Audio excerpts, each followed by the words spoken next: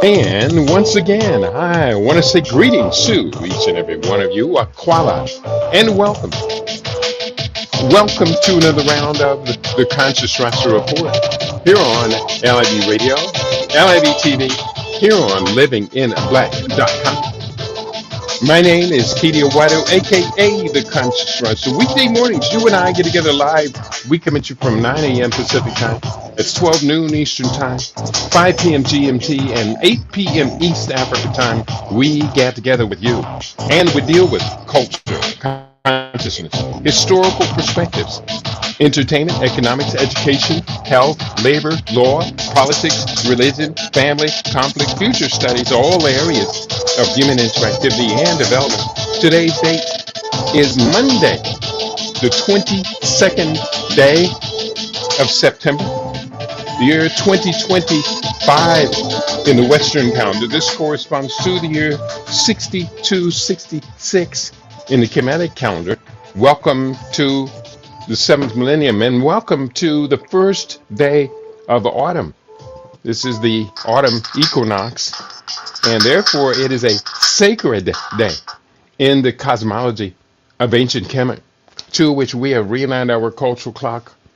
Welcome to the autumn equinox. Welcome to the end of summer.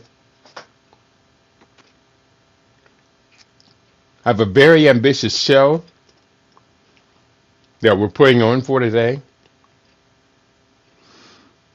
And it was a struggle. It is a struggle to put all this into one program. But I'm going to do the best that I can do. And I think what I'm going to do today is going to be, you're going to be very, very pleased with it. Here is what we have on the topic for today.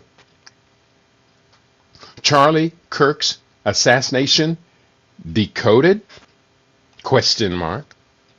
Today on LIB Radio, I have assembled a number of powerful voices, mostly from the conservative right, as they collectively speak out about their insights into the assassination of activist Charlie Kirk. Today will be an independent Pan-African perspective on what Kirk said and did to refute his previous support of Israel when he began to speak out against AIPAC's influence over U.S. politics, called the October 7th attack an inside job, and refused tens of millions of dollars of continued support from Zionist supporters. Charlie Kirk signed his death certificate, maybe death warrant. Just watch how deep this, quote, conspiracy theory of mine goes into the subject of U.S. support for Israel. This is going to be very ambitious. I do need your support on LIB Radio today. And so if you can check in, I would love to know that you are in the house and that you do support what we are doing here on LIB Radio, LIB TV, and livinginblack.com. I'm going to first go to a piece of video. This is from Candace Owens. And let's just go to the video. I've got a lot of video up today. I have queued up hours and hours worth of video. Most of these are going to be short excerpts. And I'm also going to read a Gray Zone article that I think was very informative. It was an interview with Max Blumenthal. In fact, I have two Max Blumenthal interviews up from Gray Zone. So we're going to do the best we can to tell the story as completely as we can. Let's go first to Candace Owens. And I have that video queued up. And I'm going to go ahead and let's hear what Candace Owens has to say. In May, Charlie was concerned about Israel and their influence on American American politics and how they were pushing things that he felt were in conflict with his beliefs, free speech. I think Charlie was definitely on the brink of changing some of his perspectives and knew exactly which donors were pressuring him and why. Panda Sons just exposed Charlie Kirk's turn away from the Israel First mentality in the final days of his life. And in this clip, she talks about why we're not given the truth about this investigation and about this assassination. She also gets into the FBI's farcical narrative concerning this and what this means for all of us following the story and where it's going to lead from here. So let's get her take on this. Please like the video and subscribe to the channel. And I want to be very clear that I believe, in fact, I know that towards the end, Charlie was fighting for custody of himself. I want to say that. I want to say that plainly, and there are lies that are being told, and they need to be slapped down right now. Why you should never charge your smartphone at night. 22 years Now, as a cell. I am going to leave the first video. I'm going to let it play just a little bit more. I've just had to play through this commercial. Here we go. There's one person who's been out there acting like he is a widow, just saying the absolute most, tweeting first about what happened to Charlie, following it minute to minute, and doing hits in a foreign country, like making time to do hits on Fox News, 2 of them. Bibi Netanyahu who's fighting, I think, like an 84 front war with everyone, made a lot of time for Charlie Kirk. You would have thought they were the best of friends, as close as him and Trump were. But I will say I don't recall Erica mentioning Bibi Netanyahu in her speech. The way he's presenting it is like he was this is just the worst loss for him, but I don't think that is the truth. In fact, I know for a fact that he is misrepresenting some things that happened there towards the end. So let's at first listen to what Bibi Netanyahu, just one day, less than 24 hours after Charlie died, what Bibi Netanyahu had to say on Fox News. Take a listen. We're just heartbroken. Now, I am going to take a piece of video from Bibi Netanyahu, and he is going to tell us, in his own words, what he thought about the accusations that Israel was involved in Charlie Kirk's assassination. So this is going to be Bibi Netanyahu, or Benjamin Netanyahu. I don't want to use a familiar name for a man who I despise.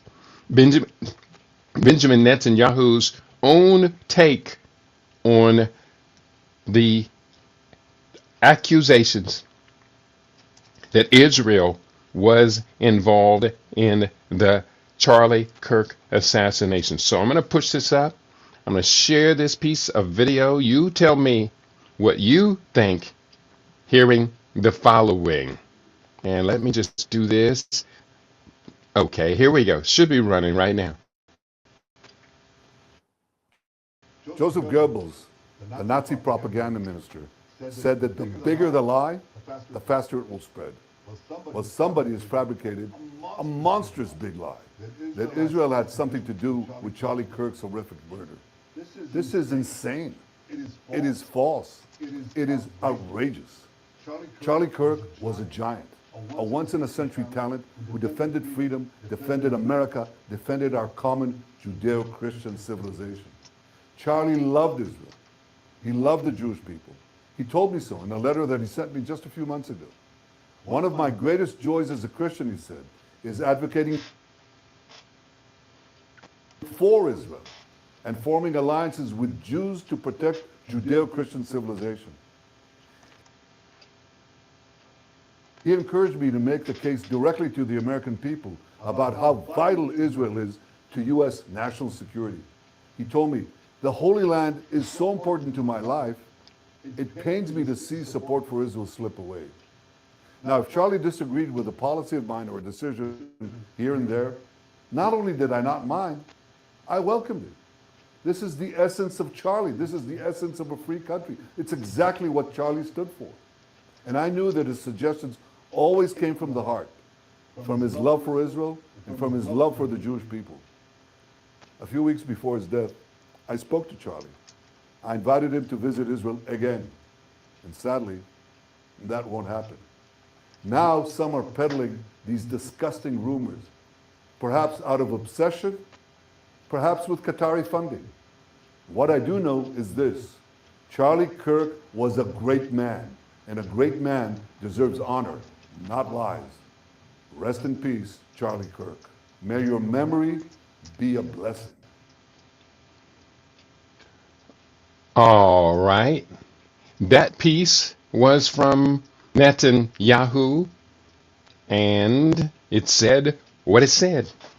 Now, what we find rather striking, is that a national leader, while engaging in a multi-front war, war against Qatar, Iran, the Houthis of Yemen, Lebanon, Syria, Iraq, all of these fights going on, and Hamas. Yet, Netanyahu takes the time out to invest in Charlie Kirk. I'm going to lay out the best evidence I can right now. Hopefully, you will comment. Don't leave me out here dangling by myself. Hopefully, you will comment and let me know what you think about what it is I am sharing today. Now, I have up this next piece of video. It is from Chris Hedges' YouTube channel. And I'm going to share this screen, if you don't mind. Chris Hedges' YouTube channel. And it is right here. Bear with me. All of the switching I have to do today. I don't have anyone in the studio to help me out. But here is what Chris Hedges had to say about this whole Charlie Kirk. And I do believe he is interviewing Max Blumenthal in this interview. Hopefully, we'll get a little bit of Max Blumenthal's voice in here. But there is another one that we can turn to.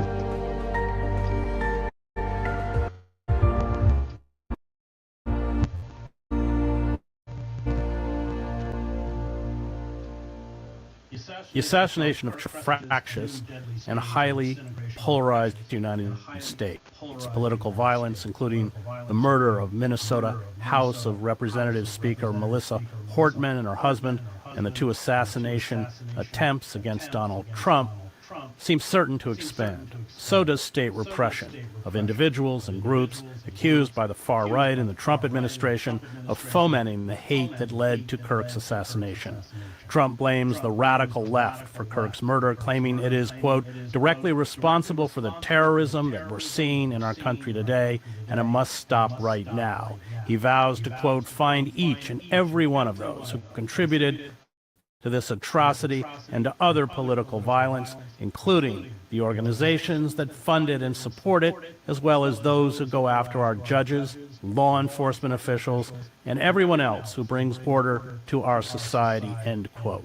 If Trump means what he says, and I suspect he does, we will see the full force of the federal government used to target Trump's opponents and organizations, including the Democratic Party, the media, universities, and advocacy groups, which are already under heavy assault.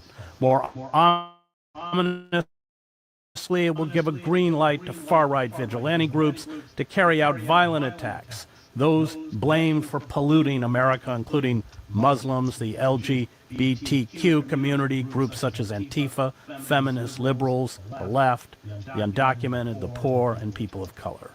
Joining me to discuss Kirk's assassination, what it means for the United States, and the future of our disintegrating democracy is Max Blumenthal, editor of The Gray Zone, whose most recent article is, quote, Charlie Kirk refused Netanyahu funding offer, was frightened by pro-Israel forces before death, friends reveal, which adds, of course, another fascinating twist to this unfolding saga.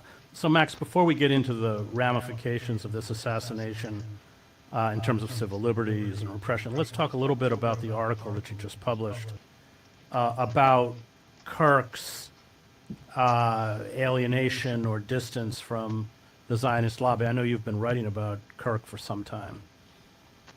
Yeah, I've been writing about him since 2015, 3 years after he started TPUSA, which became the largest, most influential conservative youth organization in history. And at that time, he was at the forefront of a massive infusion of Israel lobby cash into his group through the David Horowitz Freedom Center, which was basically making him the property of Israel in exchange for this sort of Faustian bargain. He was going to be at the top of the conservative youth grassroots or astroturf grassroots. And so he could talk about race, immigration, all the social issues, and take the most extreme lines possible, say whatever he wanted, as long as he pushed this so-called Judeo-Christian relationship and constantly talked about the Judeo-Christian roots of the country and supported Israel and attacked BDS, the BDS movement, which was growing on campus, at the whenever he could. And so Charlie Kirk was actually at the forefront of many of the blacklisting operations that have targeted college professors as well as students. He was in the same circles as those who were behind Canary Mission, which is now being used to target green card holders and visa holders for deportation under Trump. So I was covering it early on before anyone had heard about him. He was like a baby-faced activist then, but he was obviously very hardworking, talented, a huge asset for them. And flash forward, U.S. military to be. Why black health traditions could be the key to All right, eliminating bear our with most me. He said flash forward, and I did flash forward. And here we're back again. Called out Bill Ackman, one of the most influential Zionist billionaires in the U.S., who was a Netanyahu cutout, who had been sort of manipulating and bullying Harvard into submission. His money got Claudine Gay as president out at Harvard. He mocked Bill Ackman as a financial con artist. He literally called him a scam artist and questioned where his money came from. And the crowd was cheering and delighting in this entire spectacle. Megyn Kelly from Fox was calling Jeffrey Epstein a Mossad agent. Then Charlie Kirk opened up the floor to a debate on the very issue of Zionism and brought on an anti-Zionist Jew, a comedian named Dave Smith, to debate a Zionist apparatchik at Newsweek named Joshua Hammer. And Dave Smith mopped the floor with him. He's very effective. He was also talking about human rights abuses, and the crowd was clearly with him. And after this summit, Charlie Kirk was bombarded with furious text messages, phone calls. There may have been meetings as well, very tense meetings as well, with his donors, the people who built him up. And they said, "We built you up. We can take all of this away from you if you don't stop this." And we are laying down the law. And this offended him, alienated him. He was not used to being talked to like that, where he as though he were property. But when you join the firm, you don't get to leave. And I'm going to go ahead and cut that video there. It goes on for at length, but when you join the firm, you don't get a chance to lead. It reminds me somewhere else in our archive that we queued up for today. Someone likened it to joining the mafia. And they suggested that when you join the mafia, you don't get an easy out. There are a number of people who have joined us today, and I want to share your comments here. I'm looking at my Rumble page. I see Rick Moe is in the house. Greetings. I am present and accounted for. For Africa One, Hotep, Brother Keedy, and Global LIB family. We say Hotep to you as well. And happy holiday, happy first day of the autumn equinox. Rick Moe has joined us.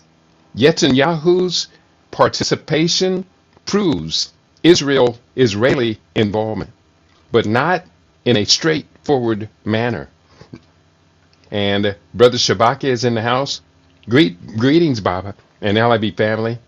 I listened to this over the weekend, and my thoughts on the whole thing is it is another part of a bigger plan which is being exposed. Thank you, Brother Shabak, for that comment. Mojai, I see you in the house, my brother Dawoodi. Greetings, Brother Keedy. Good morning, Respect. And Brother Shabaka once again writes, I believe more evidence will be exposed to reveal a clearer picture. And you're absolutely right. I have been putting up these links and listening to this evidence right up to the minute of going on the air. Tucker Carlson spoke at the memorial for Charlie Kirk, which took place in Arizona yesterday at a football stadium. And the first 1 minute of Tucker Carlson's dialogue is not deeply coded, that he is indicating that Charlie Kirk, when he fell out with Zionism, he signed his death warrant. And while the entire conservative movement is painting Charlie Kirk out, not the entire conservative movement, but much of the conservative movement is painting him out to be a martyr and a hero and almost like a Martin Luther King figure. I disagree with that. I think Charlie Kirk was a race baiter, a hate monger, and what do you expect? When you live by the gun, you die by the gun. In fact, Charlie Kirk said, I think that in order, just to paraphrase him, he said, in order to maintain the Second Amendment just as it is, we will have to account for a certain number of deaths. And so you live by the gun and you die by the gun. Next, I'm going to go to someone who you may be surprised that I'm pulling her up, but I think that the conversation is rather relevant, and it is former Fox News host Megyn Kelly,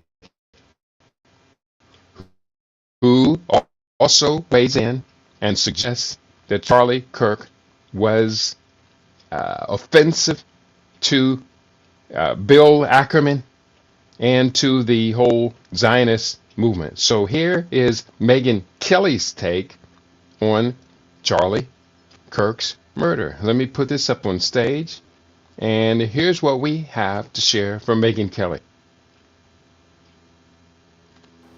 Do you think there's any intel community involvement in this?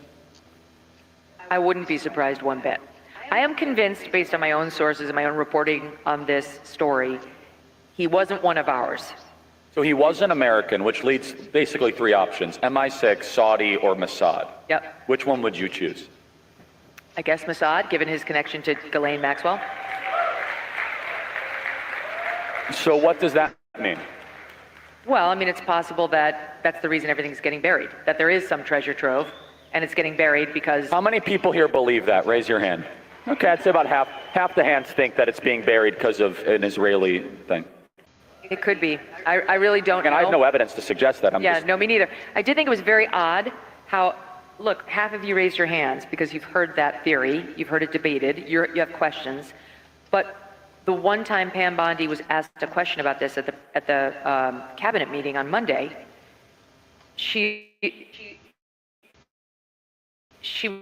was like, and as for whether he was an agent, that I don't know. I haven't looked into that. I'll get back to you. You haven't looked into it? What do you mean? So that was a bit of a fishy answer. And Megan, remember Alexander Acosta in 2007, he said he was told to treat Epstein carefully because he was an intel asset. That was one of Trump's cabinet secretaries who was literally a U.S. attorney 3 hours from here in Florida. He said that himself. Well, and let me tell you the consequences of that. His subpoena, his search warrant on Jeffrey Epstein's residence was very narrow. It was not the kind of like, let's get everything. Let's see everything inside this guy's, dressers and so on. It was very, very narrowly tailored. And to this day, that's what the FBI is stuck with. So it really is possible that Dan and Cash got in there and, in like a Geraldo and Al Capone's vault situation, opened it up and we're like, oh my gosh, there's nothing in here. Like, we did not find the magic documents or photos or evidence of anything. And why not? I don't know we'll ever know why not.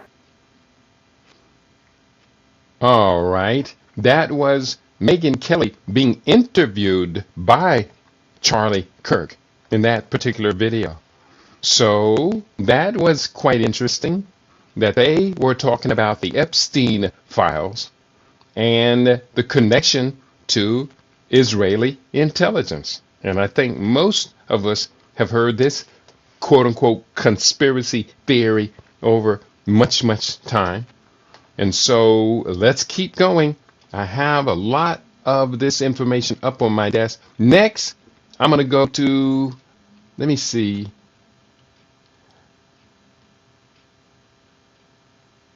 I think this next article is something irrelevant, but there's a lot. And speaking of irrelevance, I gotta show this short piece of video on Jasmine Crockett. No, I'm not. I'm not going to embarrass her like this, but let's just say that when it comes to current African American political leadership, a lot of people are very excited about Jasmine Crockett. I think we brought this up yesterday on the Mastermind. I can understand you love a firebrand who speaks from what you believe to be your perspective. But personally, I think that Jasmine Crockett is irrelevant. I think that she's irrelevant. She's very passionate about things that don't really matter directly to us. Now, I'm just going to kind of leave it at that. But I do have this comment, this section here, this next queued up. And this one is from Charlie Kirk himself, asking the audience the question, am I an anti-Semite? Oh, I do have that. No, I don't have that up on Jasmine Crockett, and that's really not relevant. Bear with me here. I'm going to cue this up on Charlie Kirk, asking the question of himself, am I an anti-Semite? And this is again on YouTube. It's about 22 minutes long. I'm only going to share just a little bit of it. And you tell me what you think. 1 second, and here it is. Pistol launchers have been sold to government agencies, law enforcement agencies, and to private citizens. Do you want to know what the Byrna less lethal launcher looks like? Visit Byrna.com. Charlie Kirk has had a massive pro-Israel bias his entire career. Charlie Kirk is so biased. He's a total Zionist psychopath. It's almost like the allegiance to the other country is more than the United States. Oh, yeah. Stand that. Charlie Kirk is playing up anti-Semitic tropes. He was accused of critiquing Israel's actions in Gaza during this summit. Charlie Kirk is supposed to be a Christian conservative. This is just an excuse to spout anti-Semitism. Anti-Semitism. Anti-Semitism. Anti-Semitism. I think there are a lot of people who are becoming more anti-Semitic because they want to be a part of something and then just get sucked in. You believe Israel is sacred while simultaneously saying we should stop involving. Maybe Mossad was a part of things that we don't know about. Reminds me of the CIA. I don't think that is how an ally treats an ally. I'm told that if I criticize AIPAC, I'm anti-Semitic. If you're going to say I hate Jews over and over and over again, if I'm going to be convicted of the crime, I might as well do the crime. Okay, everybody, you're about to watch a discussion with several Turning Point USA chapter leaders from across the country. It is a spirited discussion about Israel, about AIPAC, about a little about immigration, about housing. It is real, it's raw, and it's going to probably bother people on all sides. But honestly, it shouldn't, because this is what's called a focus group. This is about getting down to what the consensus of this generation is. And I think towards the end of the conversation, we come to a really good path forward. One that obviously rejects all the Jew hate, but one that also says, you know what? You're not an anti-Semite if you question the current Israeli government. Our producer, The Charlie Kirk Show, producer Andrew, helps me navigate this conversation. Text this to your friends and share it. And if you seek to actually understand what Gen Z thinks about Israel, not these anonymous TikTok comments or not what you see on X. These are real people, they're real conservatives, many of which are real Christians, and they'll tell you exactly what they think about the hottest issue happening, I guess, on the planet that we're talking about. Watch this, learn, and if you get a little fired up, watch to the end, because I think you're going to love every minute of it. Okay, we're going to play a word association test. What's the first word that comes to mind when you hear Israel? Judaism. Aid. Netanyahu. Tax dollars. Liability. Sacred. Tax dollars. Conflict. Complex. Controversial. Scary. Strategic. Mossad. So, Mossad, of all the different things that would come to mind, why does their intelligence service come to mind? Reminds me of the CIA. You know, it has the CIA, you have the CIA involved with RFK. I mean, there's rumors going around maybe Mossad was a part of the Epstein files, like maybe Mossad was a part of things that we don't know about. And they're just like the Central Intelligence Agency, they are out there doing things that none of us know about. So, to say Mossad first, that would basically imply your first impression is one of doubt. Is that fair to say? Yes. Okay. When you hear like Epstein, right, do you connect the Epstein issue immediate, like first connection in your mind, that's also connected to Mossad and Israel, or are they feel separate in your mind? I think there's a growing consensus that there's a connection there among Gen Z. Yeah, I think that's definitely gaining velocity. Who used the word aid? You did. Why did that come to mind first? It's very similar to our support for Ukraine. We're sending a lot of money over there, not really getting, in my opinion, a huge return on investment. And so that's like the first thing that comes to mind, because when people talk about their distrust or dissupport for Israel, that's the first thing that usually comes up is all the money that we're sending them. I think we have a lot bigger issues at home. I think we should be spending most of our tax dollars on securing our border, keeping our home people safe. And here, I'm just going to pause for just a little bit and then pick it back up. Charlie Kirk is being rather overt at this point in saying that the support of Israel, the state of Israel, is wrong from his perspective.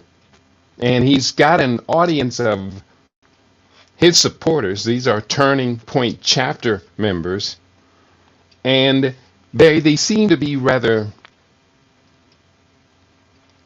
plain people. I'm not saying that to be insulting. They seem to represent just a mass of people recognizing they are all college age or younger. But he's carefully, craftily guiding them into this new expanded perspective about what is Israel. Charlie Kirk did mention AIPAC a number of times in this conversation and other conversations. Zionism, he did mention, but the fact that these young people's future is being pilfered to support Israel in their genocidal war against the Palestinians, their engagement in child sacrifice. I heard one pundit yesterday talk about what is going on is Israel is not murder of children, it's child sacrifice in order to unite the Jewish people and bind them to the cause of greater Israel, a future destination. It may take them 100 years to achieve this concept of greater Israel, which expands the Israeli lands out as far southwest as Egypt, maybe even Sudan, as far north as Lebanon, Syria, and even parts of Turkey, and as far east as Iran.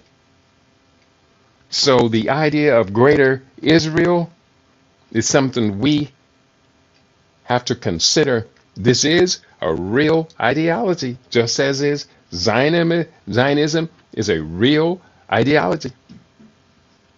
So Charlie Kirk is questioning all of this. Let's take a couple more minutes to listen to this particular link. This is from Charlie Kirk's own website. Other than, we've seen illegal immigration that Joe Biden let through our southern border come in, and we've seen thousands of Americans die because of it. I think we have a much bigger problem on the home front rather than sending money to foreign countries. I think it's critical that we remain friends with them. They remain our ally. I just don't think we should be subsidizing them as much as we are. When you talk about return on investment, I think that's an interesting way to frame it. The supporters of Israel will say they're doing a lot of America's dirty work, from intelligence gathering, things like that. Within the Middle East, is that compelling to you? Are you persuaded by that argument? The reason why I'm not super persuaded is it's mostly because of here recently. We were kind of drug into it. We were negotiating, we were having negotiations, and then they killed the people we were negotiating with, and it kind of derailed everything and sped up the conflict a little bit. It was the State Department's stated goal that we were working on negotiations with Iran. You can say they wouldn't have panned out.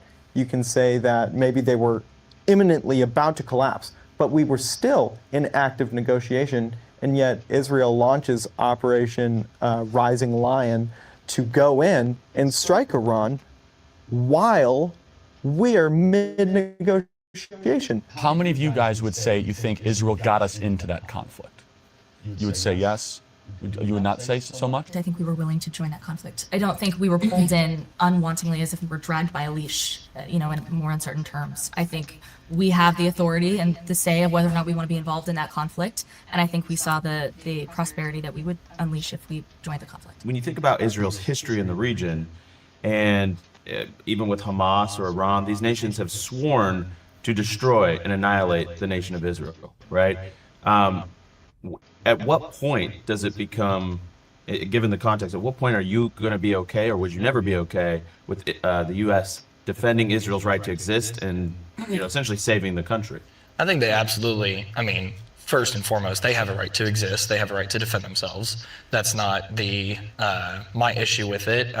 I can kind of give an analogy is that our house is burning down, and so is our neighbors, and we're trying to put their fire out before we put ours out. That's kind of how I view it. So when you guys find out, and I don't know if you're aware of this, but when you find out that we're basically every year we send about almost $4 billion to Israel, does that make you upset, or do you understand it given that they're under? If you are All right, that is enough of that particular video. It goes on for another 18 minutes or so. And you can see the ideologies of these young people are being guided by the two older men on the panel who both were, I believe, Gen Zs or Gen Xers, not Gen X, Gen Z, Gen Xers. No, Charlie Kirk was about, no, he would have been a millennial. So he was about my daughter's age. So he would have been a millennial as well. So we can see, we can hear what we are hearing. Again, I spent quite a bit over the weekend putting all of this together. I'm going to right now take you into an article that I found, and I found it to be quite compelling, quite interesting.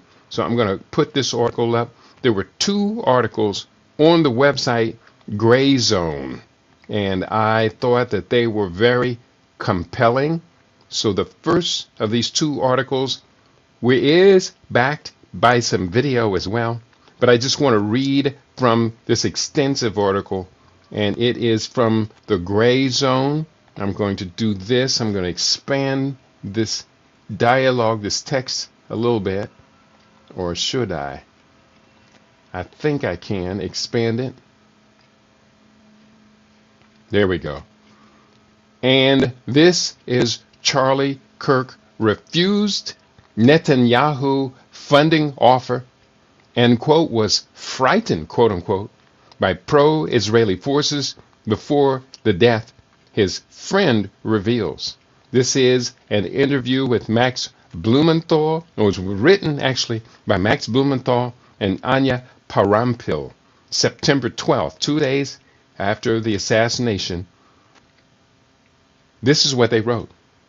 A Trump insider and long-term friend of Charlie Kirk tells the Gray Zone how the assassinated conservative leader's turning point on Israel influence provoked a private backlash from Netanyahu's allies that left him angry and afraid.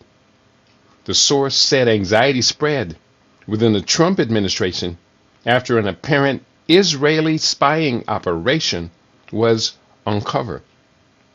Charlie Kirk rejected an offer earlier this year from Israeli Prime Minister Benjamin Netanyahu to arrange a massive infusion of Zionist money into his Turning Point USA, TPUSA organization, America's largest conservative youth association, according to a longtime friend of the slain commentator speaking on the condition of anonymity. The source told the Gray Zone that the late pro-Trump influencer believed Netanyahu was trying to cow him into silence as he began to publicly question Israel's overwhelming influence in Washington and demanded more space to criticize it. In the weeks leading up to his September 10 assassination, Kirk had come to loathe the Israeli leader. Regarding him as a bully, the source said, Kirk was disgusted by what he witnessed inside the Trump administration, where Netanyahu sought to personally dictate the president's personal decisions and weaponize Israeli assets like billionaire donor Miriam Adelson to keep the White House firmly under its thumb. According to Kirk's friend, who also enjoyed access to President Donald Trump and his inner circle, Kirk strongly warned Trump last June against bombing Iran on Israel's behalf. Quote, Charlie was the only person who did that, they said, recalling how Trump, quote, barked at him, unquote, in response and angrily shut down the conversation. The source believes the incident confirmed in Charlie's mind, Kirk's mind, that the President of the United States had fallen under the control of a malign foreign power and was leading his own country into a series of disastrous conflicts. Boy, that is an understatement, isn't it? By the following month, Kirk had become the target of a sustained private campaign of intimidation and free-floating fury by wealthy and powerful allies of Netanyahu, figures he described in an interview as, quote, Jewish leaders and stakeholders, unquote. He was afraid of them then. He was afraid of them, the source emphasized. Let's go forward with this article. This is a very important article in this whole decoding of this. At TPUSA, that's Charlie Kirk's organization, the rift with Israel widens. Kirk was 18 years old when he launched Turning Point USA in 2012. From its inception, his career was propelled by Zionist donors who showered his young organization with money through neoconservative outfits like the David Horowitz Freedom Fund. He repaid his wealthy backers over the years by unleashing a relentless fire hose of anti-Palestinian and Islamophobic diatribes, accepting propaganda trips to Israel and sternly shutting down nationalist forces challenging his support for Israel during TPUSA events. In the Trump era, few American Gentiles had proved more valuable to the self-proclaimed Jewish state than Charlie Kirk. But as Israel's genocidal assault on the besieged Gaza Strip drove an unprecedented backlash within grassroots right-wing circles, where only 24% of younger Republicans now sympathize with Israel over the Palestinians, Kirk began to shift. At times, he toed the Israeli line, spreading disinformation about babies beheaded by Hamas on October 7, and denying the famine imposed on the population of Gaza. Yet he simultaneously ceded to his base, wondering aloud if Jeffrey Epstein was an Israeli intelligence asset, questioning whether the Israeli government allowed the October 7 attacks to proceed in order to advance long-term political goals, and parroting narratives familiar to his most vociferous critic on the right, streamer Nick Fuentes. This July, at his TPUSA Student Action Summit, Kirk provided a forum for the right-wing grassroots to vent its fury about Israel's political hammerlock on the Trump administration.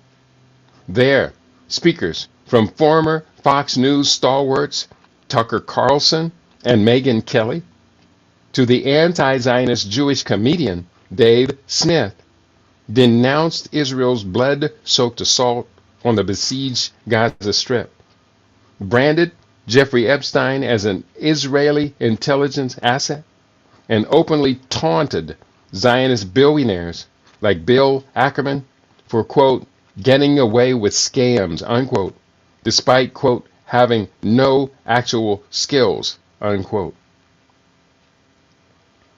So there are a couple of tweets buried in this article. I'll just share them if you don't mind.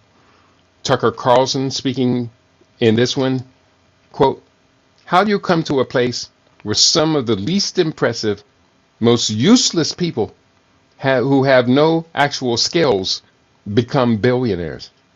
How did Bill Ackman get $9 billion? A pretty impressive guy. I know him. And it goes on. The statement doesn't continue, but here is the original text from the Gray Zone article. Following the confab, this is the TPUSA confab, Kirk was bombarded with infuriated text messages and phone calls from Netanyahu's wealthy allies in the U.S., including many who had funded TPUSA. According to his longtime friend, the Zionist donors treated Kirk with outright contempt, essentially ordering him to fall back into line. He was being told what you're not allowed to do, and it was driving him crazy, Kirk's friend recalled. The conservative youth leader was not only alienated by the hostile nature of the interactions, but, quote, frightened, unquote, by the backlash. The friend's account dovetails with those of multiple right-wing commentators with access to Kirk. Quote, I think in the end, Charlie was going through a spiritual transformation, unquote. Candace Owens, a conservative influencer who shifted decisively against Israel after October 7, reflected after her friend's killing. Quote, I know it. He was going through a lot. There was a lot of pressure, and it was hard for me to watch the people who were pressuring him just say the things that they are saying, unquote. She continued, they wanted him to lose everything for changing or even slightly modifying an opinion. It was very hurtful to me. Kirk appeared visibly outraged during an August 6 interview with conservative host Megyn Kelly as he discussed the menacing messages he was receiving from pro-Israel bigwigs. Now, I'm going to open this one in a new tab here. In just a second, we're going to go to that. And that is another YouTube video. In fact, let's just go to it right now. We're going to go to that one right now. I'm going to copy, cut, and paste this. And push this up into the streamer. And let's remove this. I want to put this one up instead. Stop screen, add screen. And I'm going to share this video right now. This is entitled Leftist Sydney Sweeney Gaslighting and New Russiagate Revelations. So I don't know how long it's going to take for Megyn Kelly to get into Charlie Kirk. This is 1 hour and 44 minutes long. If it takes too long, we're going to bypass this. But there is some very valuable information to be shared here. I'm going to push this up onto the table, and let's go to it right now. Kirk coming up in just a moment, but we're going to begin with explosive new revelations on how the Obama administration pushed the Russiagate hoax. There's a whistleblower now coming forward who's still.com/Megan. Okay, allfamilypharmacy.com/Megan. Use the code Megan10 to for you. Charlie, welcome back. Great to see you. Thank you, Megan. Great to see you. Been loving your commentary on all this. So excited to chip in where I can. Thank you. All right, so I thought we were kind of done with the Sydney Sweeney controversy, but yesterday it resurrected for a couple of reasons. Number one, Beyonce has now dropped a similar ad for Levi's without the jeans double entendre commentary, but it's Beyonce in a jeans ad, and it is being received like she, again, is the second coming, like everything that Beyonce does and touches, because you're not allowed to criticize Beyonce. You're only allowed to lavish praise upon her. And so that's gotten it going again. And now we're seeing a concerted effort on the left to turn the whole Sydney Sweeney controversy into a right-wing manufactured controversy that there really were no leftists who were upset about the Sydney Sweeney ad. And it's really just Republicans like Trump and J.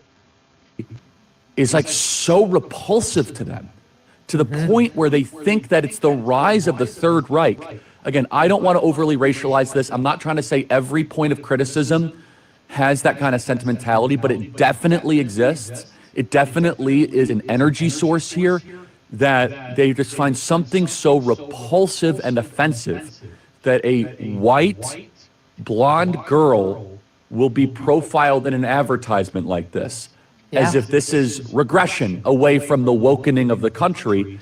And let's call it for what it is. That is unadulterated, naked racism against the white women of this country.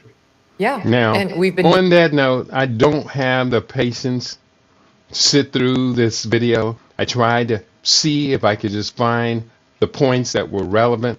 I'm going to go back to the article from Gray Zone that I was just reading from, and I'm going to pick it up once again from there.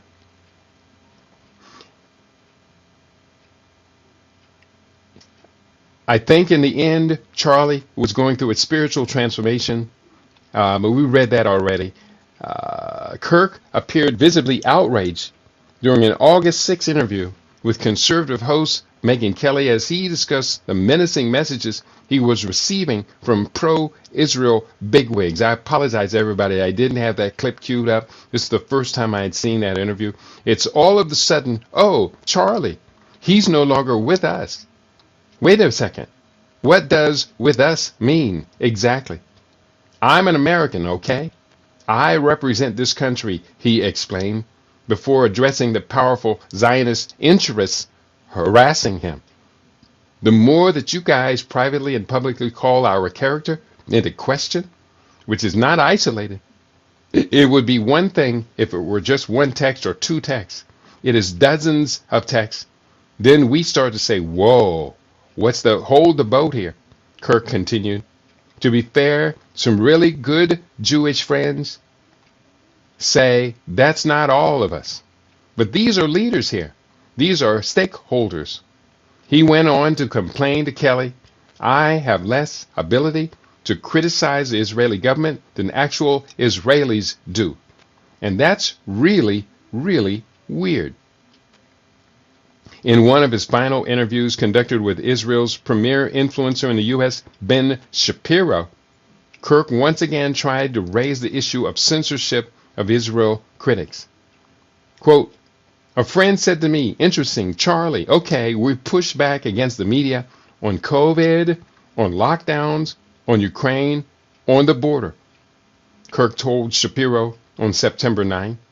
Maybe we should ask the question, is the media totally presenting the truth when it comes to Israel? Just a question. Now, Kirk told this to Shapiro on September 9th. We take into question, recalling that Charlie Kirk was assassinated on September 10th. In fact, here is Charlie Kirk's final interview. So I'm going to put that final interview up into the record.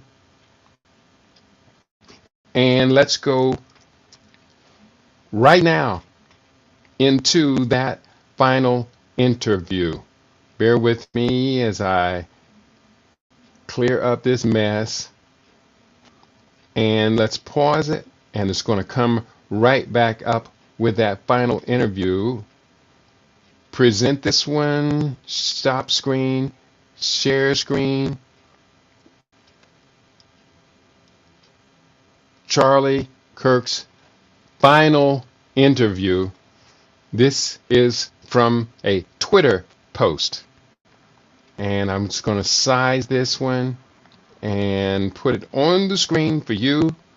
Let's go right into Charlie Kirk's final interview and see what he has to say. On lockdowns, on Ukraine, on the border, on so like maybe we should also ask a question: is the media totally presenting the truth when it comes to Israel? Just a question, you know, that maybe we shouldn't believe everything the media says, because I know I've been conditioned to ask a lot more critical questions over the last couple of years. So, Ben, some people would accuse Israel of wanting to ethnically cleanse. Some people in the Israeli government are saying, again, it's all over the place, right? You have opinions all over. In your opinion, what would a good outcome 5 years from now be, and how does one respond to the claims of ethnic cleansing? Charlie, we've pushed back against the media on COVID, on lockdowns, on Ukraine, okay, on so the border. this is just an so excerpt. maybe we should also ask a question: is the media totally presenting the truth when it comes to Israel? Just a question, you know, that maybe we shouldn't believe everything the media says, because I know I've been conditioned to ask a lot more critical questions over the last couple of years. So, Ben, some people would accuse Israel of wanting to ethnically cleanse. Some people in the Israeli government are saying, again, it's all over the place, right? You have opinions all over. In your opinion, what would a good outcome 5 years from now be, and how does one respond to the claims of ethnic cleansing? All right. And recognizing also Ben Shapiro is a complete shill for Israel. He is one of the highest media plants that they have here in this country. And Ben Shapiro's response to that question obviously did not make it into the tweet. But I thought that was a pretty interesting piece right there. I'm going to go back to the article I was reading from. This is The Gray Zone. And that was from Hats Off, Charlie Kirk's now final interview. He criticized Israel to Ben Shapiro's face. And the next day, Charlie Kirk took a bullet to the neck. Let's go forward once again. The Gray Zone article, I'm going to return to it. It's such a good article. And let's get this onto the table.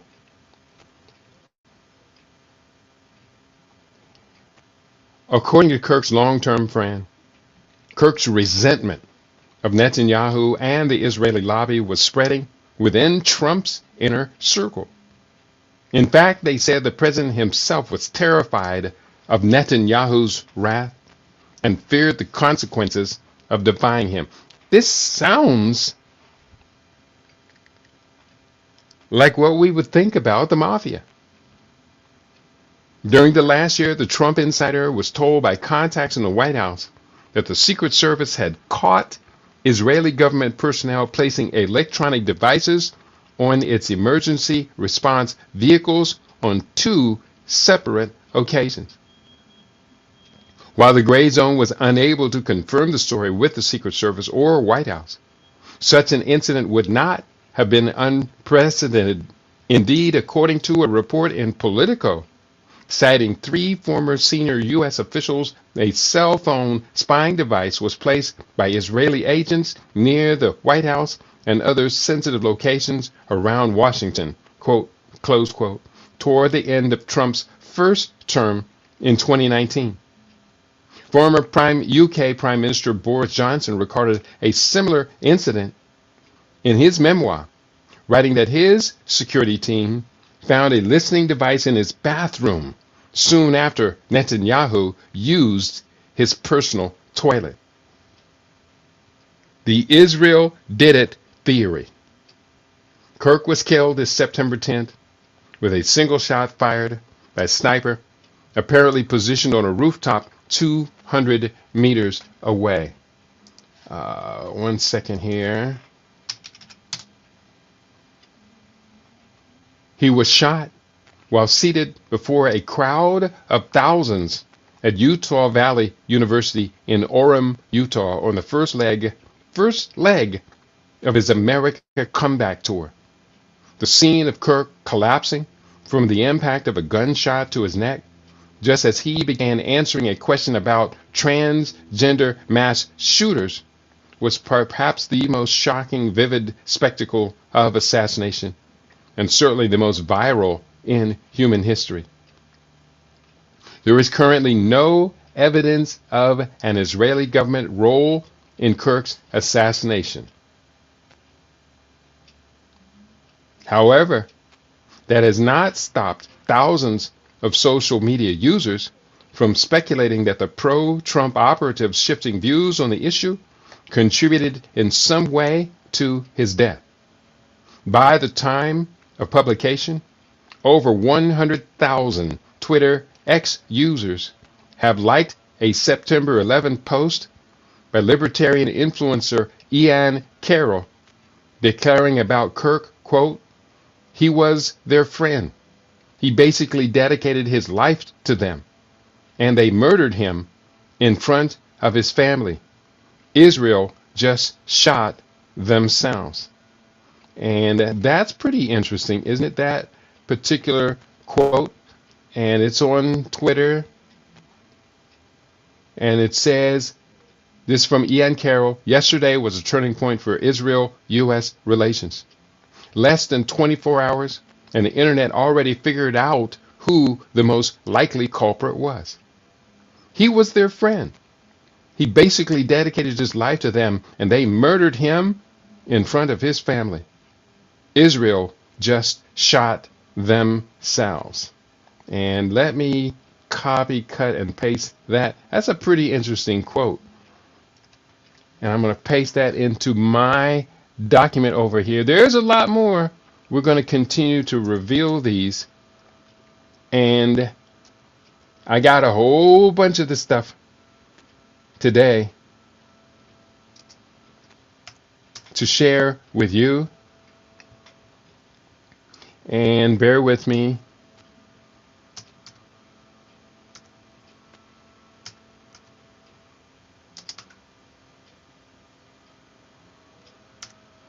Okay, so let's keep going. A little bit more from the gray zone.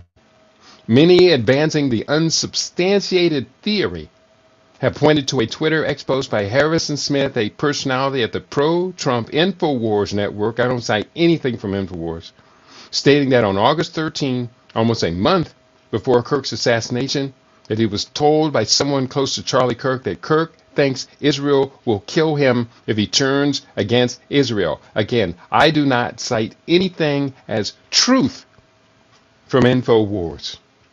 So they can say this. On August 13th, this threat came through that Charlie Kirk apparently revealed to someone. But then, did InfoWars Network do anything at all between August 13 and September 10 to stop that? To tell Charlie Kirk, don't go on these college campuses, don't leave yourself open like that. At least put up a glass shield between you and your listening audience, even though that glass shield may not have saved him. From what I understand, there were some people on the stage with Charlie Kirk signaling some mysterious looking hand signals. So it could very well likely be that Charlie's murder crew was even on the stage. And so we can only speculate. The frenzied speculation has set off shockwaves.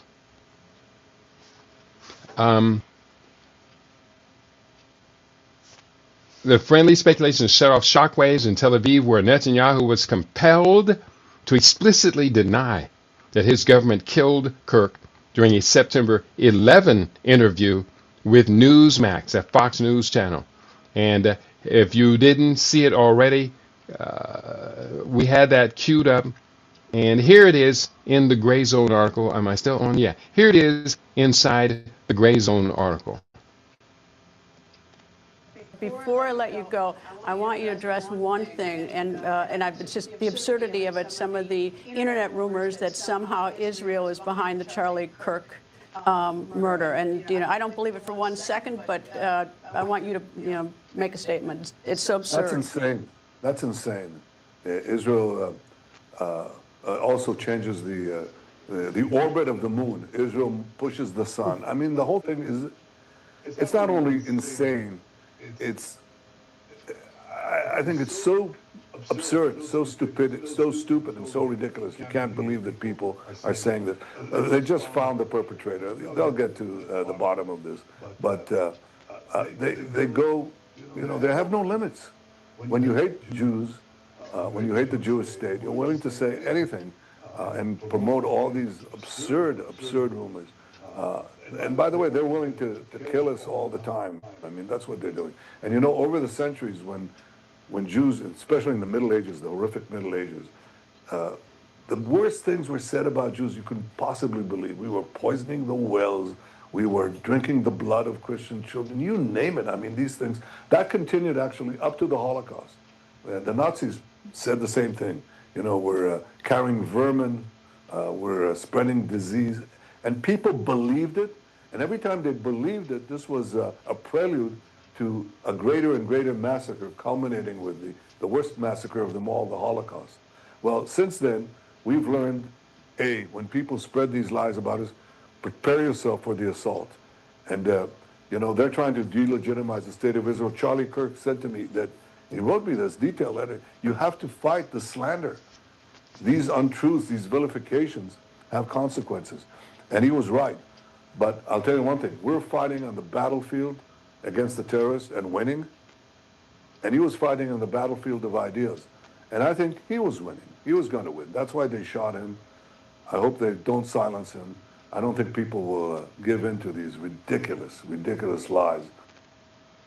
All right, let's continue. Netanyahu and his allies bury the Kirk crisis as the, quote, big tent collapses.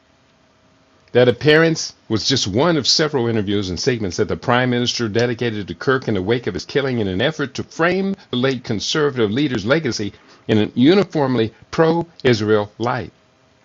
The major public relations push has occurred while Netanyahu wages a military campaign on 7 fronts, punctuated by a regional assassination spree that most recently reached into the heart of Qatar, a U.S. ally. Netanyahu first tweeted prayers for Kirk at 3:02 p.m. in the afternoon on September 10, minutes after news of the shooting broke. He has since authored 3 additional posts about Kirk, even breaking away from the Israeli war cabinet to spend the afternoon of September 11 memorializing the conservative leader on Fox News.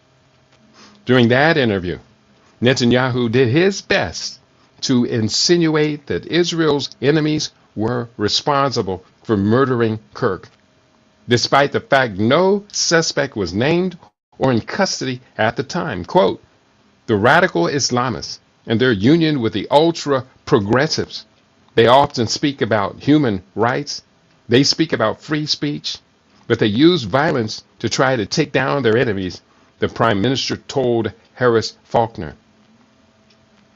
In a September 10 Twitter post eulogizing the conservative leader, the Israeli prime minister described a recent phone conversation with Kirk. Quote, I spoke to him only 2 weeks ago and invited him to Israel.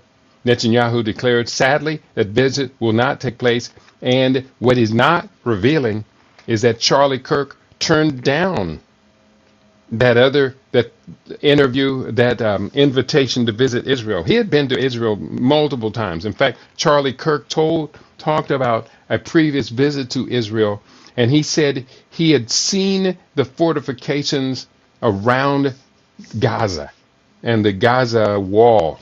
And he said, you could not penetrate that wall, which led him to then make the statement that he felt that October 7, that the Israeli government issued a stand-down order, in essence allowing the October 7 attack on Israel to occur. You have not heard that only one time. You've heard that many times in your experience. Now, let me just take a moment here and see if I have any commentary from my listening audience. Just going through and seeing if anybody's talking to me. I see Nguvu is in the house. He says Sawubona. And I do see a commentary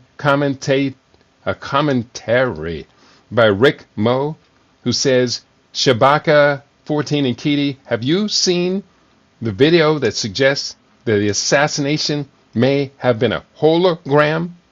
It makes some poignant observations. No, I have not seen it.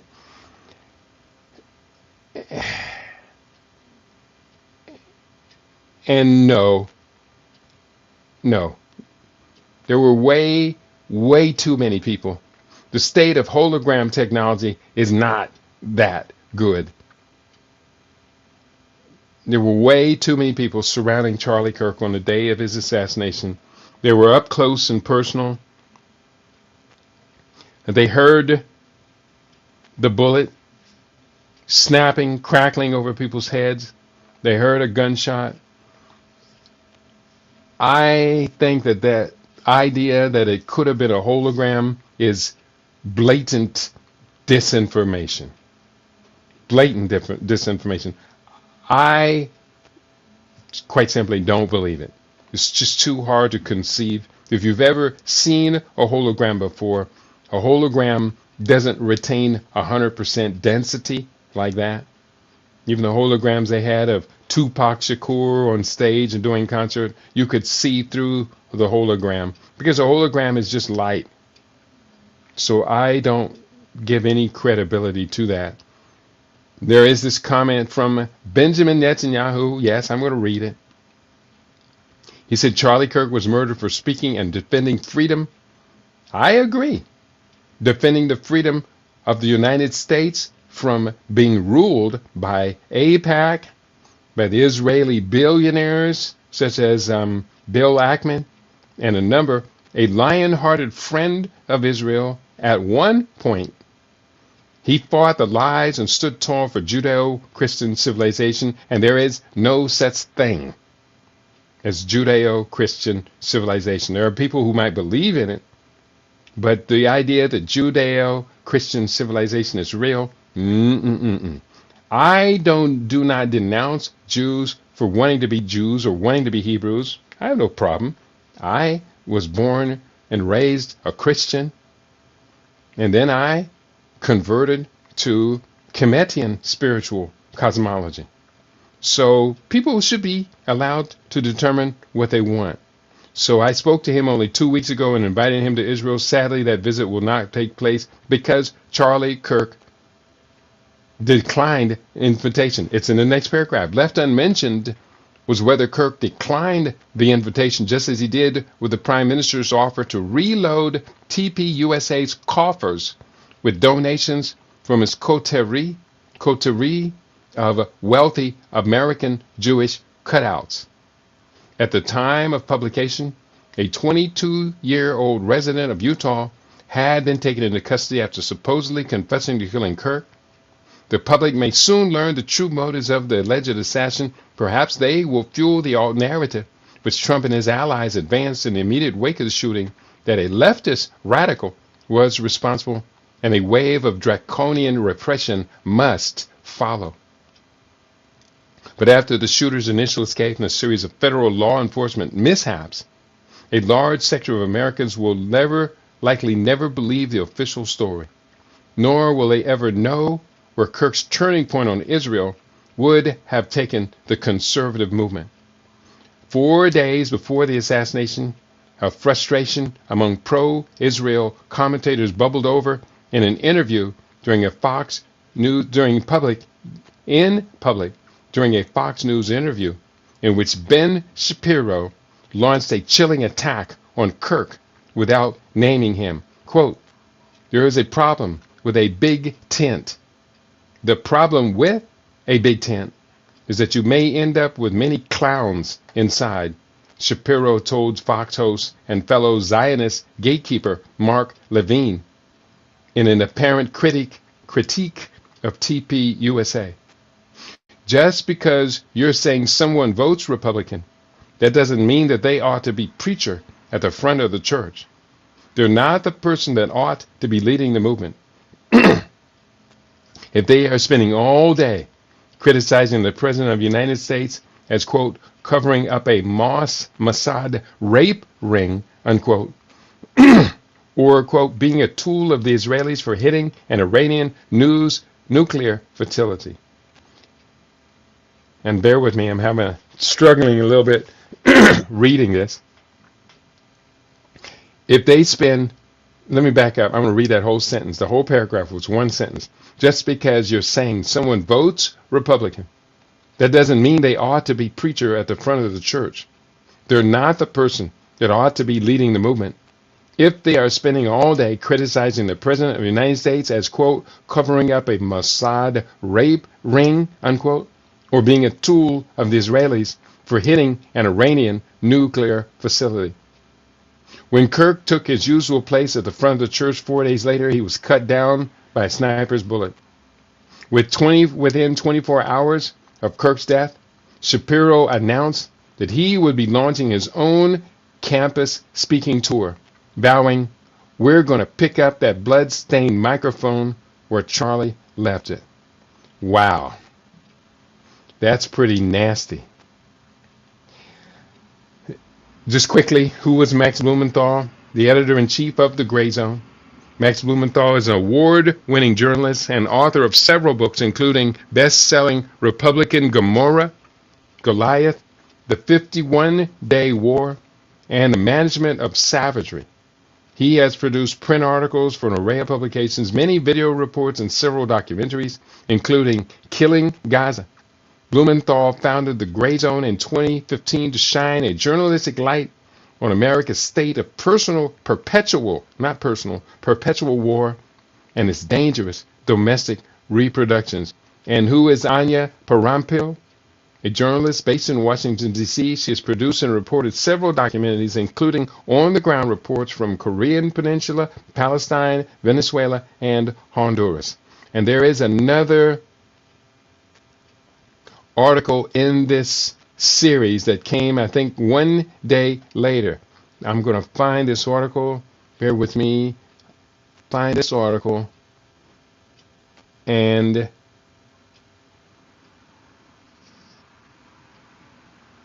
bear with me. Be slightly patient. I'm looking for The Gray Zone. Find Gray Zone. And this next article, here is something that I asked of GPT.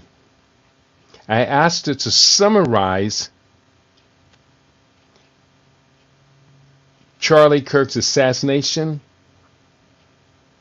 And here's the first of two summaries I'm going to share with you. Charlie Kirk. Background, this is the background and the assassination. Charlie Kirk, founder of Turning Point USA, TP USA, was assassinated on September 10, 2025 by a sniper during a public event in Utah. He had recently began questioning Israel's influence in U.S. politics, which reportedly led to intense backlash from Zionist donors and allies of Israeli Prime Minister Benjamin Netanyahu. Under the category of rejected funding and rising tensions, Kirk allegedly rejected a major funding offer from Netanyahu, viewing it as an attempt to silence his growing criticism of Israeli policy.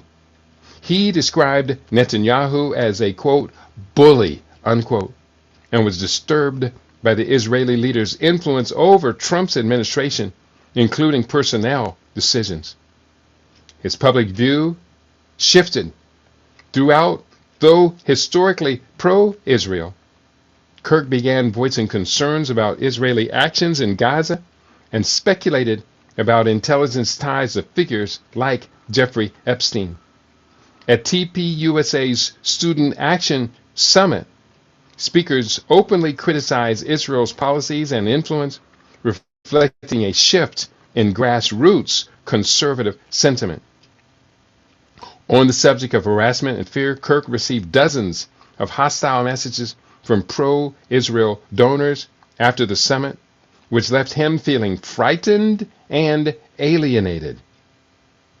He expressed frustration over being unable to criticize Israel freely, stating that he had, quote, less ability to criticize the Israeli government than actual Israelis do, close quote. Speculation and fallout. Some commentators and influencers have speculated without evidence that Kirk's assassination was linked to his shift on Israel. Netanyahu publicly denied any involvement, while conspiracy theories continue to circulate online. So I asked the AI search engine to summarize the gray zone article about Charlie Kirk's its assassination. Charlie Kirk, founder of Turning Point USA, refused a major funding offer from Israeli Prime Minister Benjamin Netanyahu, viewing it as an attempt to silence his growing criticism of Israel in U.S. politics.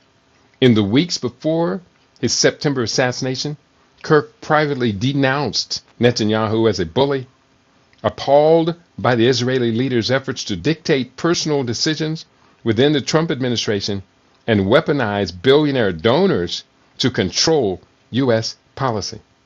Now, when we look at these billionaire donors and their control over the U.S., should we take into account Hakeem Jeffries, the minority party leader in the House of Representatives, and the fact that Hakeem Jeffries had been the second largest recipient of Israeli donor money?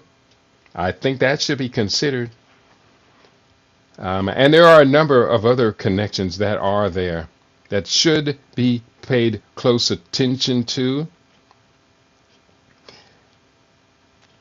Kirk warned President Trump in June against bombing Iran on Israel's behalf, an exchange that convinced him the president had fallen under a malign foreign power, close quote, a malign foreign power, and was steering the U.S. toward disastrous conflicts. After publicly questioning Israel's sway, Kirk became the target of a sustained intimidation campaign by wealthy pro-Israel donors, receiving dozens of hostile texts and calls that left him, quote, angry and afraid, unquote. Historically propelled by Zionist backers, Kirk had long promoted pro-Israel messaging, including anti-Palestinian and Islamophobic rhetoric, but began shifting positions as grassroots conservatives rallied against Israel's Gaza onslaught.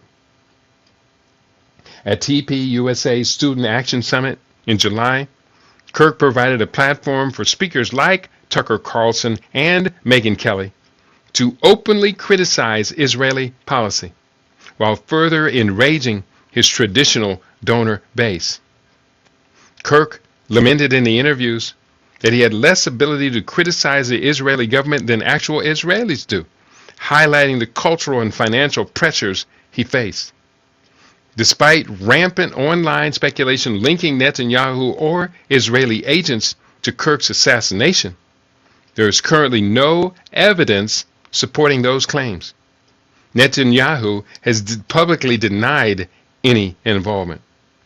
Friends and insiders report unconfirmed incidences of alleged Israeli spying on U.S. emergency vehicles and the White House, heightening Kirk's fears of unchecked Israeli intelligence operations on American soil.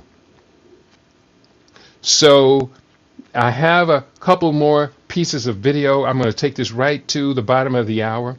This video is from TP USA Debate by Josh Hammer and Dave Smith. I'm going to share this real quick. And I did watch this, so I do know what's in it, but I don't remember what I know about what is in it. But I'm pretty sure it is a good piece of video. So I'm going to do this. I'm going to post this up, and I'm going to share this video right here. X that, enter that, and the video is going to come up. And bear with me, Dave Smith and Josh Hammer. Dave Smith is a comedian, I dare say, and I think that Dave Smith's comedy kind of has to take a backseat to what he has to say about what Israel is all about. Now, this video is 1 hour and 15 minutes long. I probably should have put a direct insert point into it. Let's just go into it. I'll share 5 minutes and see what this article has to say. We're going to add this to the stage and play this video. This is Dave Smith versus Josh Hammer in a debate.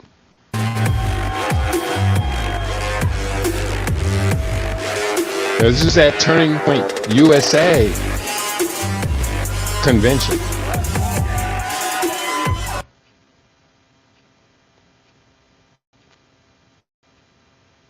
Let's go ahead and play. 90 years old. Happy birthday to him. As far as, look, I would say I think that American foreign policy for my entire life has been insane and like criminally insane. We've launched war after war. We've talked about peace through strength the whole time, but all we've gotten is permanent militarism and forever wars against countries that pose no threat to us. And a huge part of the reason why we've embarked on this is because the neoconservatives hijacked our foreign policy and they were in power after 9/11. And the neoconservatives, as everybody who's followed it knows, were joined at the hip with the Likud party. That's just a fact. They all admit it in their own words. And you can go back and you can read the Clean Break memo. You can read the companion piece, Coping with Crumbling States. This was written by David Wormser and Richard Pearl. And they laid out their plan. Now, their plan was that to help Israel, the clean break is a break from the peace process, a break from Oslo, which was designed to give the Palestinians their own state. And these neoconservative geniuses decided that instead of the Israelis making peace with the Palestinians, they could just have the U.S. overthrow all of the surrounding governments that were giving Israel a hard time. And this is where four-star general Wesley Clark says that he saw the plans right after 9/11 to overthrow 7 countries in the next 5 years. And what was the last country on that list? It was Iran. Okay? This is a big part of what the whole conflict is about. Now, the neoconservative has kind of become like a pejorative for war hawks these days, and don't get me wrong, I support that. Keep calling them neocons. But the actual neoconservatives, the self-identified neoconservatives, aren't really in power anymore. But Benjamin Netanyahu is still in power in Israel, and the Likud party is still pushing for this. Now, I want very quickly, I'll try to not go too long here. Okay, they actually did focus group testing back in the 90s before the first Gulf War in Iraq. And you know, Americans weren't really moved by, we have to reinstall the king of Kuwait, but they were moved by the nuclear threat. Now, if you go read Coping with Crumbling States or the Clean Break memo, in the 90s when the neocons admitted they wanted to overthrow Saddam Hussein, they never said it was because he had nuclear weapons. They said he was a problem for Israel in the region. They only made up that lie after 9/11 because they knew that's what would sell you, or maybe not you, you're too young, but sell your moms and dads on going and fighting this war. And by the way, when they talked about wanting to overthrow Iran, it was the same thing. Never had nothing to do with a nuclear threat. That's just the thing they use now as the excuse. So yes, there is tremendous influence by Israel in our government. That doesn't mean I'm subscribing to some crazy conspiracy or telling you to hate Jewish people. I'm Jewish. I'm just saying they have influence. They've used it in a very negative way, and we should reject this insane foreign policy and embrace the foreign policy that Dr. Ron Paul advocated, which is the foreign policy of the founding fathers. Stay out of entangling alliances, stay out of unnecessary wars, be friends with the world, and trade with the world. That's the key to prosperity. Thank you, Dave. Josh, opening statement, feel free to respond, and then we'll proceed as we go. So that was about 3.5, 4 minutes, so same amount of time. All right, so it's really great to be here. Thank you, Charlie, for having me. Thank you, Turning Point, for having me back. It's really wonderful to be at this amazing conference. You know, Dave joked that he didn't get any sleep last night. Today's actually also a fast day on the Jewish calendar. I'm not eating or even drinking water, so we're all on the same page here. We're all just totally screwed. So you can kind of get off the same starting place there. Look, there's a lot of substance to respond to. I'll just really briefly do that, and then we'll talk about what I actually want to talk about in my opening remarks. Dave mentioned this alleged coordination between the neoconservatives, which I presume he means Bush-era foreign policy, and the Likud party. I presume half of you probably don't even know what the Likud party is. It's referring to the Israeli right. It's very instructive, and Dave always conveniently neglects to inform the audience of this, that the actual leader of the Israeli right back in 2002, a man by the name of Ariel Sharon, vehemently opposed the Bush administration going into Iraq. So this whole notion that Israel is talking America into foreign wars is total nonsense. Actually, in 2011, when the Obama administration toppled Muammar Gaddafi in Libya, it's actually well known that Libya actually sent secret diplomatic envoys to Israel, trying to tell them to then talk to the United States and France to talk NATO off of that attack there. So this whole narrative is totally backwards there. But I want to kind of dumb things down a little bit here. I see a lot of people wearing 47 hats. I voted for President Trump multiple times. I love our president. You guys love our president, right? You love President Trump? Okay. This is Turning Point freaking USA. Charlie, God bless you. You have built the largest MAGA grassroots army in the country. Seriously, my friend, you deserve this. You all are card-carrying members of it. We here are part of that. The good news is that while no one should be afraid of debate, and this debate is a nice thing here, the MAGA movement is actually quite unified. Believe it or not, all the talk to the contrary when it comes to these issues. An overwhelming majority of self-identified MAGA Republicans support close U.S.-Israel relations. According to a CBS News poll, moreover, after the recent Operation Midnight Hammer B-2 bombers in Iran, 94% of self-identified MAGA Republicans supported President Trump's dropping those B-2 bombs on Fordo, Natanz, and the other Iranian facilities there. This is a wildly popular policy there. What did Dave Smith say about this? He re-upped his now years-long crusade to call for Donald Trump's impeachment. Y'all probably don't know that about Dave Smith, do you? He's now called for Donald Trump to be impeached multiple times. But Dave, you know, look, I mean, I don't like when people misquote me either. You probably don't like when people misquote you. So I actually have a little bit of a highlight reel here of Dave Smith's tweets over the years. Dave Smith, March 19th, 2024. Donald Trump is responsible for around 500,000 deaths in Yemen, and between the weapons to Ukraine and the Abraham Accords Jerusalem embassy, he is at least partially responsible for the two worst humanitarian crises in the world. He's a war criminal who should spend his life in prison. He is calling Donald Trump a war criminal who should spend his life in prison. You should be livid at that. I am livid at that as a Trump supporter. Donald Trump, Dave Smith, June 16, 2025. Trump allegedly had full prior knowledge of Israel's attacks and gave it his blessing while pretending to be negotiating with the Iranians as a cover.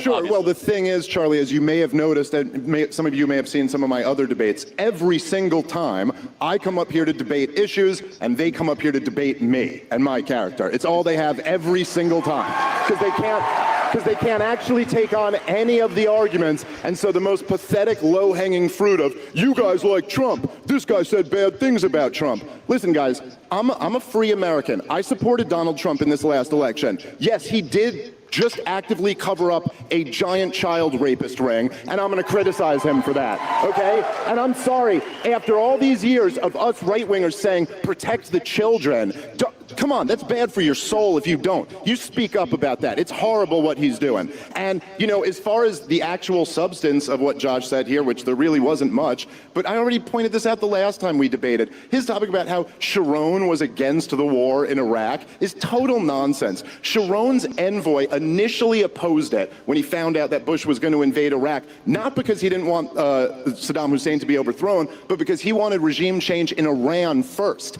And then when the George W. Bush administration assured him that Iran would come next, they got on board with it and they started pumping out all types of propaganda about how Saddam Hussein's nuclear secret sites that didn't exist. And Benjamin Netanyahu, the longest serving prime minister in Israeli history, that year in 2002 came to Congress and testified under, a congressional testimony that anyone can go watch, and advocated not that the U.S. let Israel do it, but that the U.S. overthrow Saddam Hussein. I believe his words were, "I guarantee that peace will spread through the region." And he also advocated that we overthrow Muammar Gaddafi and the mullahs in Iran. So you're just wrong about it. That's not true. And yes, have I been critical of Donald Trump when I think he gets things wrong? Yeah. I mean, I think that's what we should do. This is America. You criticize the government when they get things wrong. And so I don't even know what else. Josh, wait 1 sec, Josh. I got to keep the peace here. Dave, about a minute-ish. Okay. A minute and a half. No, I'm taking her time. I'm just... Look, as far as take about a minute and a half and try to do the 12-day war thing. Yeah, sure. As far as the 12-day war goes, I mean, look, I'll be honest. Donald Trump, it might be the greatest thing he's ever done in his life that at the end of the 12-day war, he after the Iranian response was as weak as it was, and they gave us advanced warning, so there were no American casualties, he started pushing for a ceasefire. And that was great that he did that. But the point is that the war never needed to be launched to begin with. Iran did not have nuclear weapons. Iran, according to all of the intelligence, including our director of national intelligence, until a day after Israel bombed them and she changed her mind, go read the annual threat assessment from earlier this year. Iran had not made the political decision to acquire a nuclear weapon, and they were in negotiations with Donald Trump at the time to bring their enrichment down. There was just no need other than the fact that Benjamin Netanyahu wants that regime overthrown. Josh, feel free to respond. Thank you. I'd be curious if Dave Smith also believes in the tooth fairy and pink unicorns. I mean, what lie does Dave Smith not believe, frankly? Look, the recent 12-day war is literally the encapsulation of the Trump doctrine of foreign policy. Donald Trump ran against neoconservatism. He is not a neoconservative. That's good, because neoconservatism is actually really, really bad. I actually have a whole chapter in my book, Israel and Civilization, talking about how bad neoconservatism is. It's chapter 7. If you haven't read, you should go ahead and pick up a copy. So it's really good that Donald Trump opposes moralistic nation-building boondoggles. Guess what Donald Trump is also not, and never has been since day one? He's never been a hardcore isolationist. He is a foreign policy nationalist and realist. We would say that he is a Jacksonian. He is in the mold of Andrew Jackson, one of his favorite presidents of all time, because he believes in generally following the very wise advice of George Washington in his farewell address, that you should beware of foreign entanglements. But when you are attacked, you are going to punch back 3 times as hard. How many times has Trump said that in a debate there? When he's punched, he's going to punch back really, really, really hard. What happened in the 12-day war was you had a close ally, Israel, that through their wonderful control of the skies, and they're taking out the missile launchers and the IRGC command there, essentially paved a very clean runway through that, and they're neutralizing Hezbollah last year in 2020.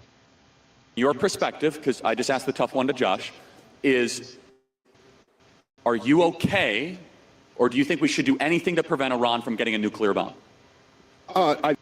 And on that note, I'm going to go ahead and neutralize that. I have one more piece of video that I'm going to share with you today. I have this queued up, and we're going to close with this. This piece of video is Charlie Kirk, in his own words, talking about October 7th. And he believed that October 7th was a clear case of Israel allowing the Hamas attack to occur. And again, this whole massive genocidal war against Gaza and against the Palestinian people in general, because they are being slaughtered on the West Bank as well at a much, much smaller scale, but it's a one-sided slaughter, child sacrifice, human sacrifice. This is all about the legitimacy of the October 7th terrorist attack. Charlie Kirk did speak on that subject, and I'm going to share with you right now. Here's what Charlie Kirk had to say about it, and we're going to end up with this piece of video. Openly questioned the story Israel was trying to tell the world about October 7th. How did these guys not know this was taking place? So I've been to Israel many times. The whole country's a fortress. When I first heard this story, I still had the same gut instinct that I did initially. I find this very hard to believe. I've been to that Gaza border. You cannot go 10 feet without running into a 19-year-old with an AR-15 or an automatic machine gun that is an IDF soldier. Right? The whole country is surveilled. We don't talk about Israeli politics very often, and most Americans don't know this. The last 9 months, Israel is on the brink of civil war because Bibi Netanyahu is basically redefining the Israeli constitution. There were protests planned this week against Netanyahu, where they anticipated tens of thousands of people to take to the streets. That's all gone, Patrick. Was there a stand-down order? Whew. Was there a stand-down order? 6 hours? I don't believe it. Israel's the size of New Jersey. Did somebody in the government say stand down?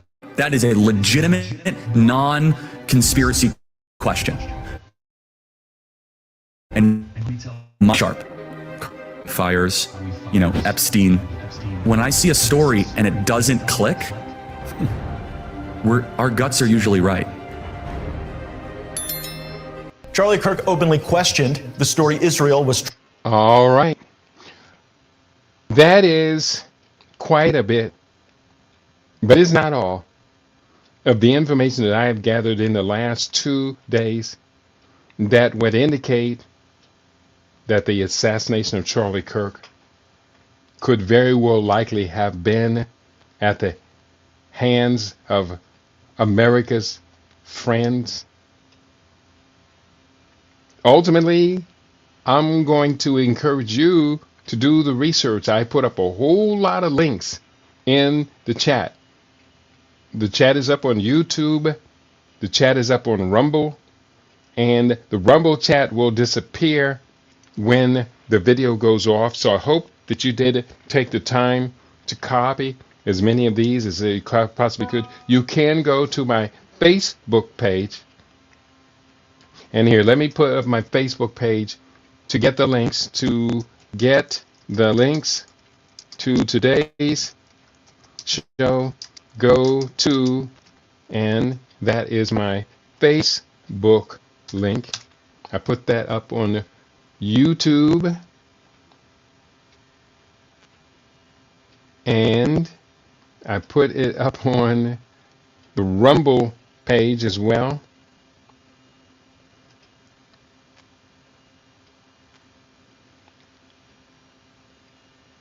And so we have this available for you to check out. And it didn't even put it up on Rumble. Let's try this again. To get it, go to Facebook. There it goes. All right. So on that note, I want to thank you all for tuning in today. Let me just check and see if there are any more comments that have come in. Rick Moe said, Kirk was a Zionist asset at every stage of his life. Zionism solely exists to serve American and European interests. No, not necessarily true. Zionism exists to serve Israeli, Hebrew, Ashkenazi interests. Zionism does not exist to primarily serve. I understand what you're saying, and I'm reluctant to disagree, but I think it's a misleading statement that Zionism is at odds with American interests. I personally am not an American. I am a Pan-African. So I am many times at odds with so-called American interests. But I'm going to disagree with you. What's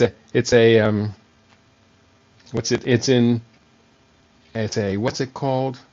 I hesitate to disagree, but I do disagree. Zionism appears to project itself as far, far more important than American and European interests. If Zion only serves their interests, then how, when so many European countries are denouncing Israel today in the UN General Assembly, I know Britain was just the latest country to call for a recognition of a Palestinian state. And the move is right now to go ahead and end the Israel conflict, Israel war in Gaza by confirming the Palestinian state. So that is Europe's best self-interest. A number of countries have signed on to that, but the Zionists will never agree to that. Their interest is in greater Israel. And if the Zionists had a chance to take over Canada or Greenland or USA, they would do so. Let's say the Zionists, some people say they are in control of the USA. So that is not in an American best self-interest. If you disagree, I have no problem with you disagreeing. This is a platform where we can disagree and openly debate the issues and then walk away saying, yes, I still remain primarily, first and foremost, a Pan-African, and I hope you do as well. So on that note, you've been tuned into LIV Radio, LIV TV, and livinginblack.com.